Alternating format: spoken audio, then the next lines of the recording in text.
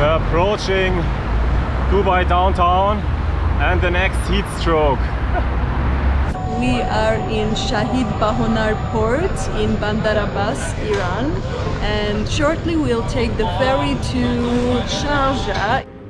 Make it happen is the official slogan of the United Arab Emirates. How do we get the bikes into the ship?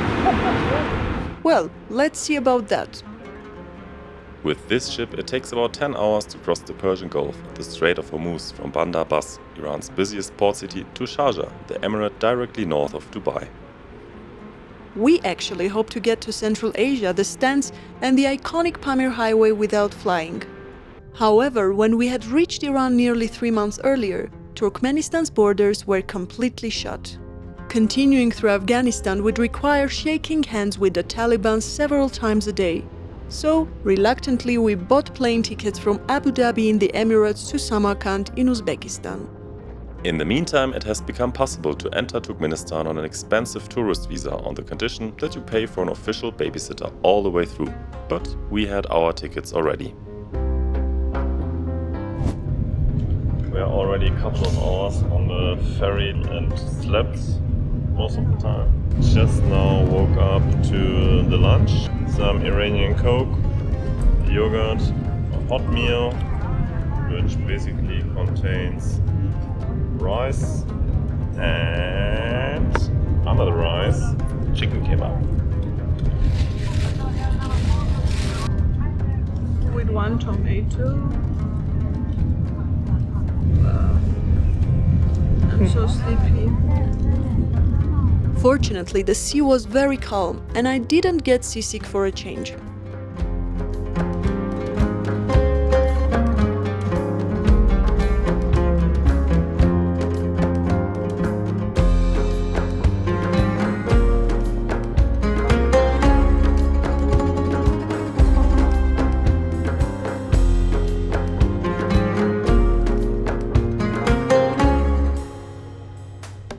As we are closing in on the port of Sharjah, the first officer gives us a little tour of the ship. The engine of this ship is actually a German water suction jet, 25 years old, made by a German company called MTU, I heard the name before, powering this ship up to 30 kilometers per hour or 16 knots.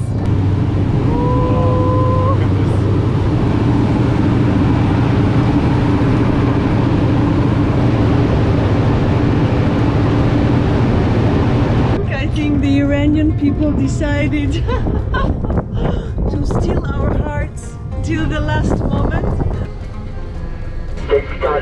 Passenger ship, this is same as the airplane. Yes. They call cockpit. Nice. And for the first time in a cockpit. Yeah. And this measures the deepness of the water.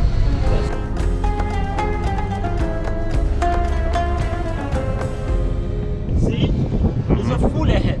Okay. It's a Full ahead. power. Okay. It's a full ahead. And the Both center. engines. This is the rudder, or Yes, the rudder is the center. yes. There is one rudder per engine. Did not know that.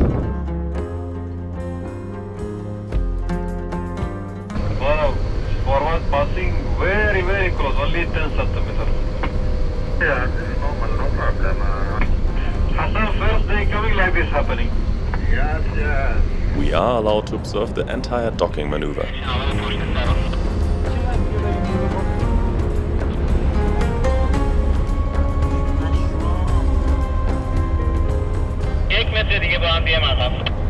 Okay. The dock workers seem to be migrants from South Asia. Actually, only about 12% of the population are Emiratis, with Indians and Pakistanis being the two by far largest migrant groups out of 200 nationalities.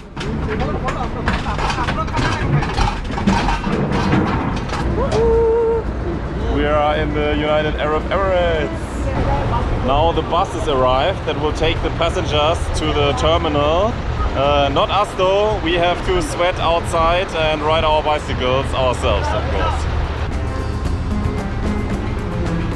There are 2 buses, one for women and another one for men.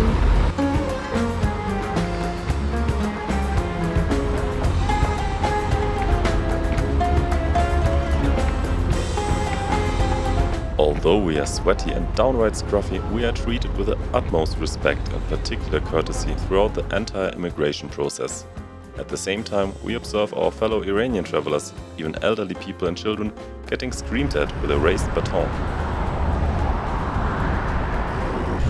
Welcome to the Emirates. Now for real. We are in sweating mode or what? We have to do a 21-kilometer ride to get to the center of Dubai, where we will figure out where we will stay, because staying outside is not an option since my last heat stroke. But let's first get to Dubai. These days, the low temperature at night in Dubai is 35 degrees with very high humidity.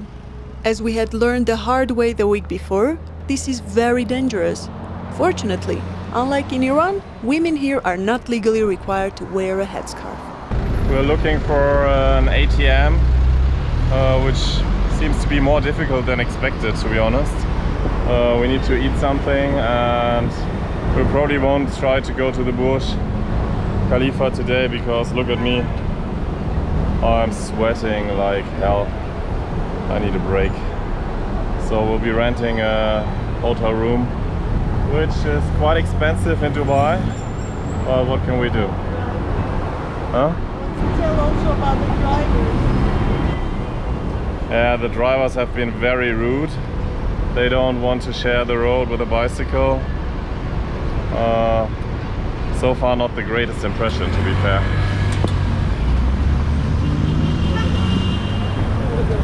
There has been a lot of honking and reckless overtaking, despite plenty of empty lanes. The lack of cycling infrastructure is probably not helping. Only the poorest of people seem to use bicycles for commuting, and we wonder if there is a connection. I don't know why, but apparently there's not enough ATMs in Dubai. So there's a big queue in front of each and every one of them.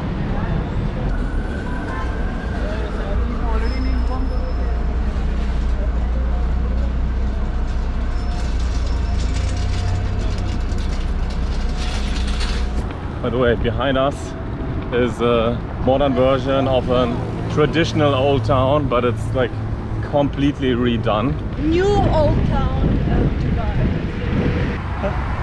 Oh god, I think I'm going crazy. Let's get to the hotel, please. Straight.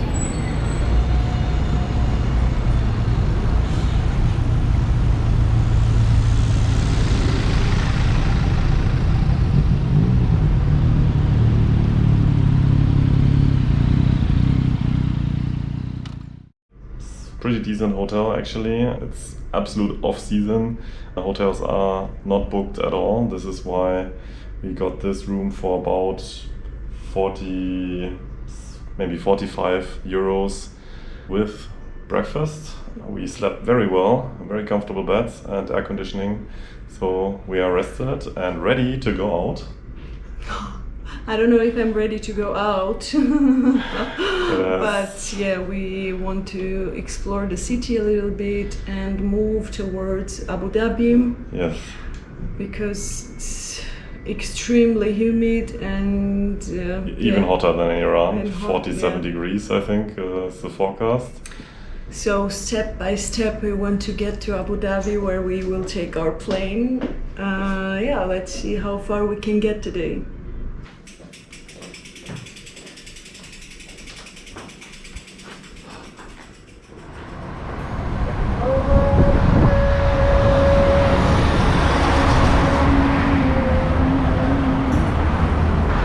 We're approaching Dubai downtown and the next heat stroke.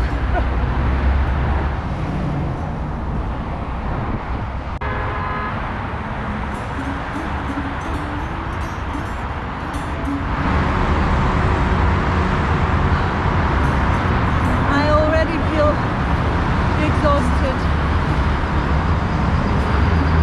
I don't think I can cycle at all.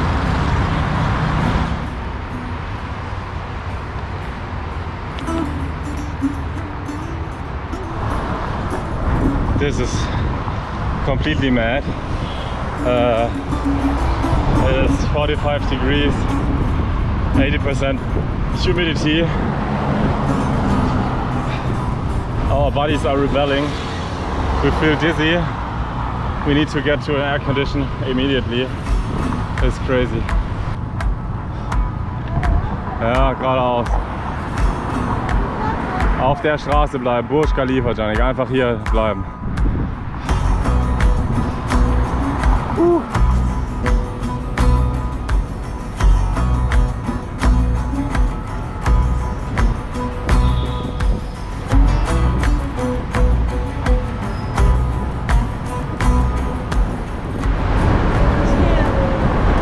Nein.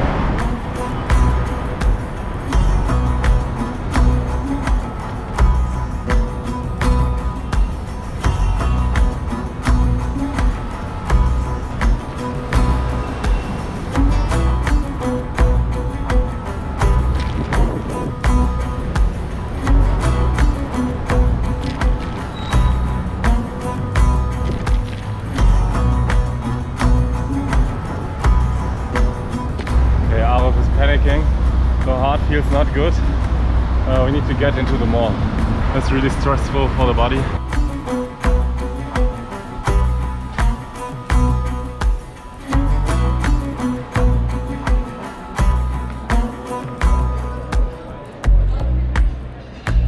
I almost passed out. While I was recovering in the lobby of the mall, it took the security guards nearly 30 minutes to find a place where Matthias was allowed to park our bicycles.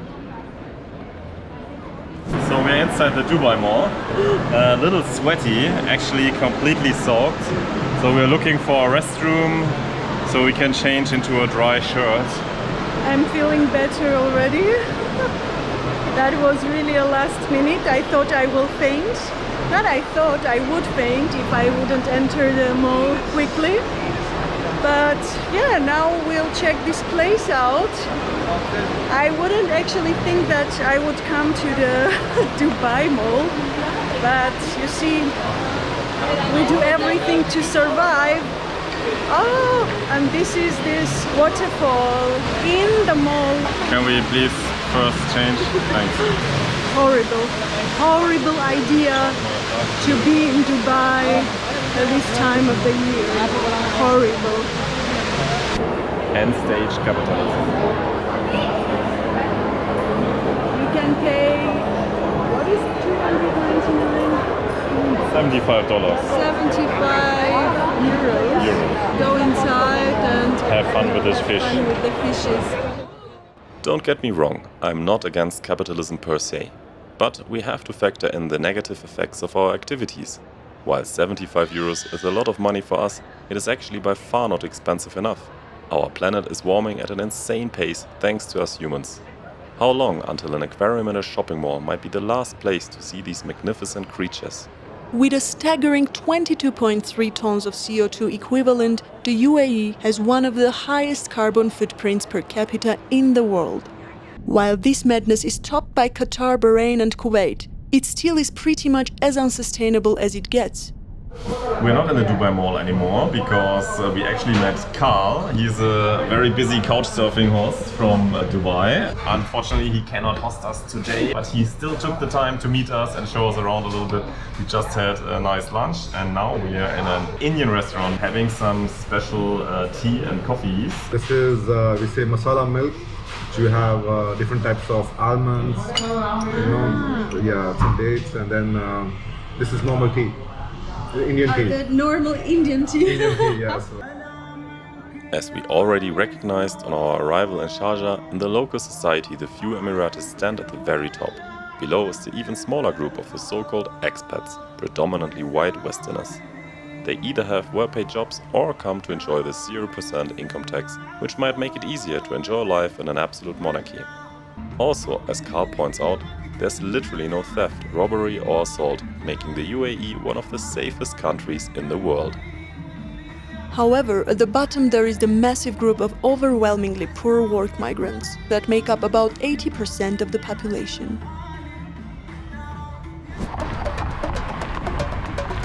It's 9 p.m. Should be cold enough. Well, let's say it's not getting any colder than this. So it's time for the next stint, 26 kilometers to the Dubai Marina, where we booked an apartment. It's 40 euros per night.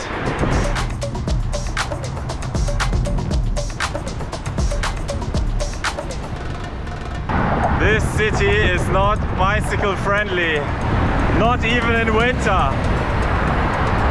Much less so right now.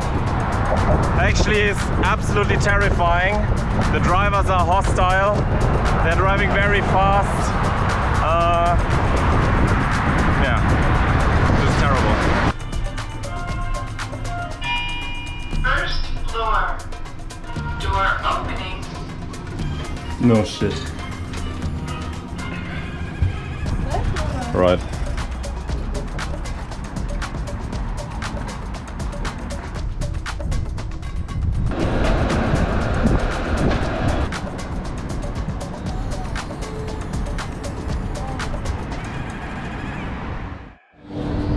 We are in the Dubai Marina. So all around us, skyscrapers, which does not make a lot of sense because we're in the desert, so it's not that there's not enough space. Is Dubai not about the biggest, the most, Yes. the superlatives? So.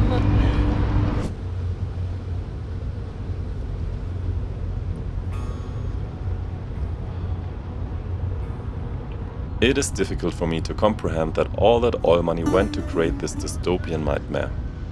Here, the biggest Ferris wheel of the world. Surprise, it's not working because it's too big. I'm thinking, why did we not pay $600 more for the tourist visa of Turkmenistan? We could have saved this experience. But on the other hand, it is an experience. It's very intense, especially after Iran. Seeing this contrast is absolute mad in every imaginable way. This is 180 degree the opposite of what we have experienced in Iran.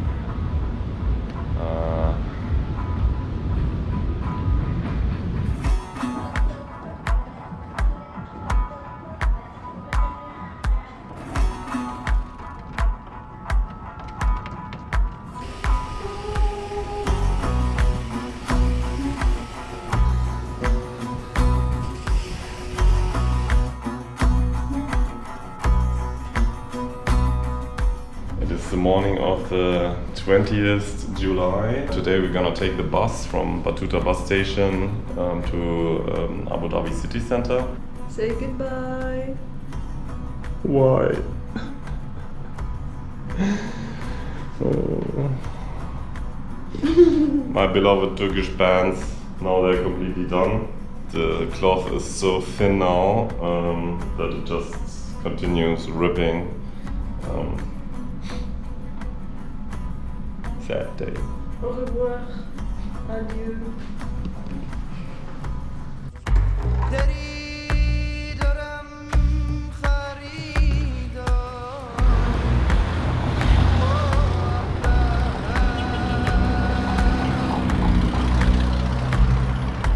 Even at night, cycling 20 kilometers brought us near physical collapse, so it is unfortunately impossible for us to cycle to Abu Dhabi.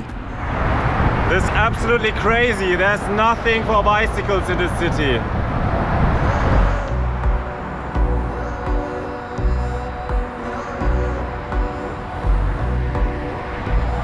The sun is scorching! On our way from the Dubai Marina to the public bus terminal, we passed by some less shiny areas. If it wasn't as hot, we could venture even further away from the coastline. That's where the poorest people live. Countless investigations showed that many are held in slave-like arrangements and terrible living conditions.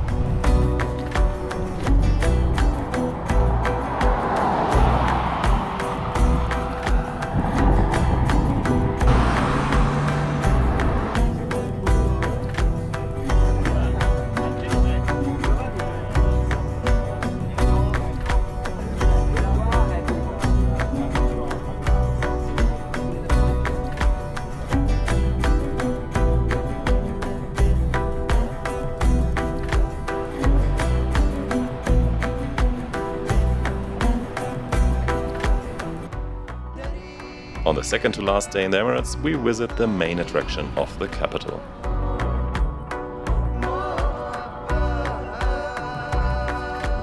So this is the one and only most impressive mosque in Abu Dhabi. So it's typical for the UAE. We're riding around the parking lot for 10 minutes and every security guard sends us some other way because they can't have a bicycle park anywhere, because it's obviously a deadly offense.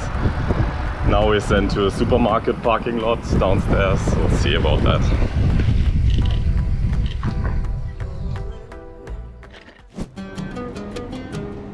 Anyways, Sheikh Zayed was the one who united the individual emirates. His mosque was built with the goal to unite the cultural diversity of the Islamic world with the historical and modern values of architecture and art. To signal purity, it is completely white from outside. The 35 tons hand-knotted carpet covers an area of over 5,600 square meters. Crafted in Iran, it involved around 1,200 artisans and took nearly 2 years to complete the 2.2 billion knots. The 7 chandeliers incorporate millions of Swarovski crystals. The largest one in the main prayer hall is about 10 meters in diameter and 15 meters high, weighing approximately 12 metric tons. Fortunately, we were not allowed to stand under it.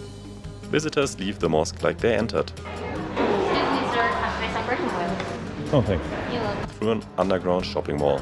That seems a bit weird, but on the other hand, fully climatized shopping malls are the place to be for about 6 months per year, so it makes total sense. Despite all the impressive and glamorous numbers, we actually think that the White Mosque looks more elegant from afar. Okay, here's no security guard that can stop us. So here is, like everywhere in this country, pretty much every street is like a 6, 8, 10, 12, 16 lane highway. There's one bridge to cross it for people that don't have a car. And of course, because it only has stairs, there's an elevator, but look at this.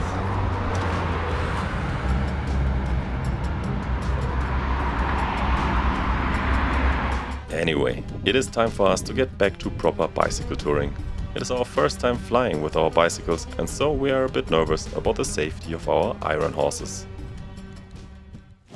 We're at Yasmina Cycles in Abu Dhabi, which is pretty close to the airport, and these guys are so nice to help us pack our bikes, and we even did a hub service, so we do not run into the same problem as we did before, that our hubs are just beyond help. So we serviced our Shimano Dioro hubs, and now we're about to pack everything, including Arif, obviously. I think we could all fit into that huge bike box. Can we, but this, maybe can we fix it a little bit? Yeah, no worries.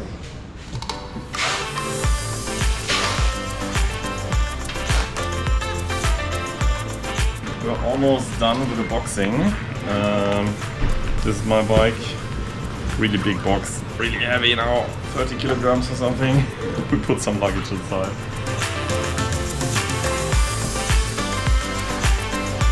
Ta-da!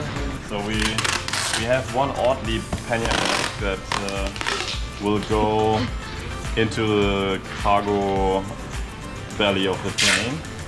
And obviously we're super worried that some of the attachments of the Ortlieb bag break. So, gave it a cardboard hull. Thanks.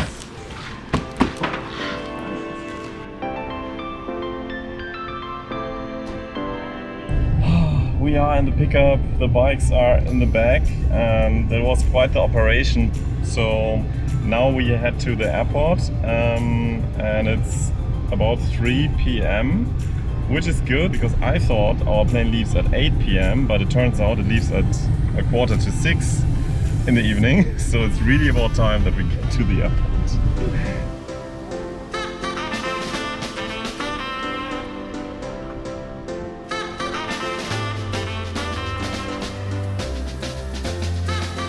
Before we started our journey, we had a terrible track record at taking flights, trains, and pretty much any type of public transport. This is also the reason why we are cycling around the world. I'm kidding, of course, but making it to the plane feels like a real success, especially this time. I know. we've been harsh with the United Arab Emirates. While we were never shy to speak out about issues we encounter, we try to highlight the good. We imagine finding more positive aspects had we come here in the winter, because then we could have ventured out of the cities and into the deserts.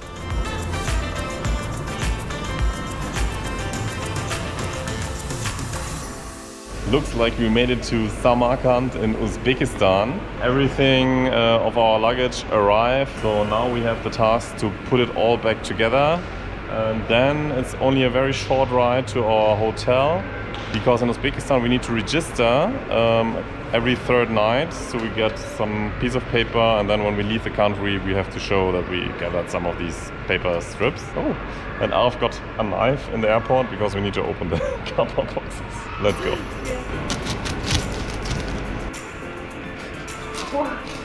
We need to check if our multi-tool is actually able to put everything back together.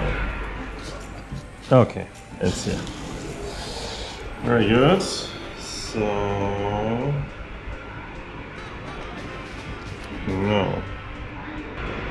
no, we don't have the thing to. No, we don't have the 8mm hex. We need an 8mm hex. That's not good.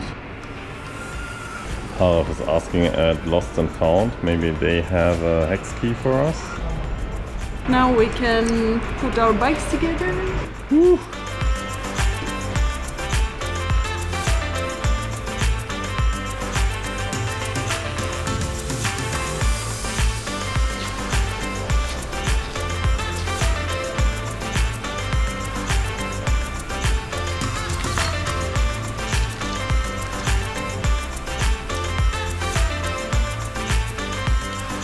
I think that took about 1.5 hours, but we did it! Samarkand'da gerçek yoktur. Hello Samarkand! Bukharayu kadın kokan. At the heart of this ancient city lies the Registan, a monumental square surrounded by 3 grand madrasas. As one of the oldest cities in Central Asia, Samarkand is a symbol of the Silk Road's historical significance and a treasure trove of Islamic architecture. The square has been a vibrant center of trade, education and public life for centuries and remains a testament to Samarkand's enduring legacy as a crossroads of civilizations.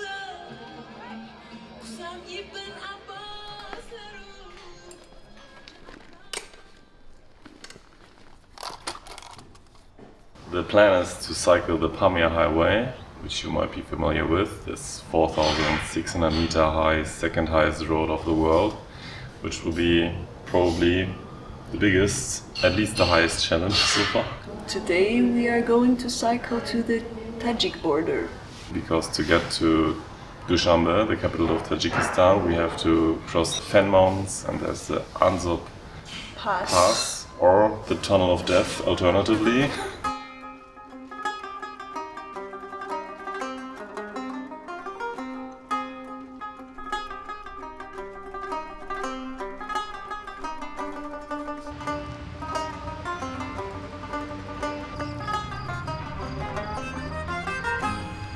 Getting back in the saddle feels great, especially here in Central Asia. Back on the road, we quickly noticed the rather odd composition of motorized vehicles. Apart from some very old Soviet-made Ladas and a handful of brand new Chinese BYDs, there are literally only Chevrolet badges. Particularly abundant is the Damas Microman. They are built by state-owned Yus Auto Motors, which has a monopoly on the Uzbek market due to extreme import tariffs. The autocratically ruled country is rated absolutely unfree in political rights and social liberties, and given its Soviet history, corruption is absolutely rampant, which shows. However, I find these Damas very cute.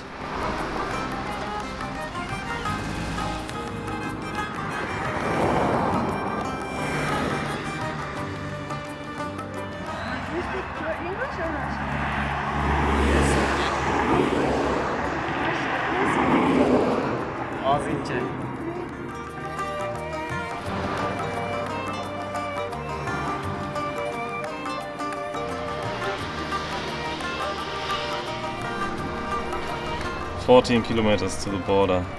It's 11:05, so we can do it before it's getting too hot if we keep pushing. Sunscreen in my eyes.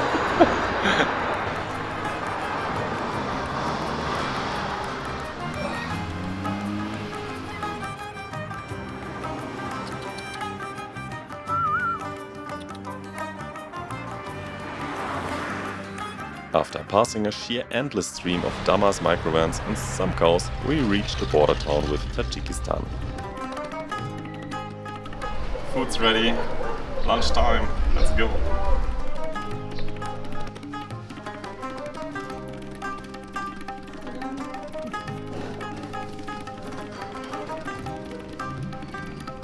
Traditional Uzbek food. We have one chorba, which is the typical soup, I guess, and one lahman is also very typical.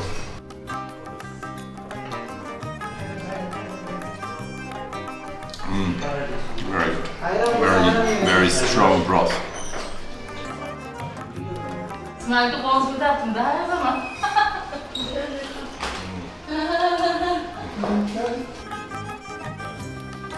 Wow.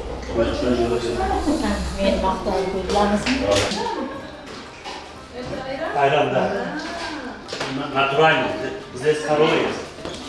Домашний. Это бесплатно. Вы медработник? Да, да, врач. So we get everything to taste here, and cheers. What do you say in Uzbek? Ya radovanısın parmağımız. Davay kettik, oldu. İşleri olmadığını versin, kaskorlarga baraka versin, sağlık salomatlik bo'lsin, oilamizga tinchlik, rizq baraka versin. Ana shunday tanish bilishchilik abadiy bo'lsin, bordi keldi abadiy bo'lsin, mehmonlar ko'p kelsin deydi. Всё? I did not understand much. 3, 2, 1. Despite our brief visit, we can tell that Uzbekistan is a fascinating country with a rich and long history. Join us again next time when we make our way to the famous Pamir Highway, one of the highlights of our entire journey. As you might have noticed, our videos got longer rather than shorter. That means that on average we spend about 2 weeks for the post-production of one episode, as we can't afford to outsource any of the work. While it has gotten slightly better recently, we get under 40 euros per episode from YouTube ads. That is 40 euros per 14 days of work, accommodation, food, health insurance, visa, etc. for the two of us. Over the past 2 years, we produced 35 long play episodes and had to replace a ton of broken equipment, like our drone, laptops, and several hard drives. Our rainy days reserves are gone by now, and frankly speaking, without our wonderful and generous supporters, we would have had to stop making our videos a while ago. We can't thank you enough for all your contributions, monthly or individual, big or small, because every little bit helps us to produce another episode. We believe that with 1,000 euros and monthly contributions, we can continue to create long play videos all the way to Japan. If you want to chip in, you can do so via buymeacoffee.com/aworldbiketour and paypal.me/amazingworldbiketour. The links are in the description below. And also, thank you so much for all your thoughtful and considerate comments and messages. They brighten our days. See you in Tajikistan! Ride safely! And may the wind be in your back.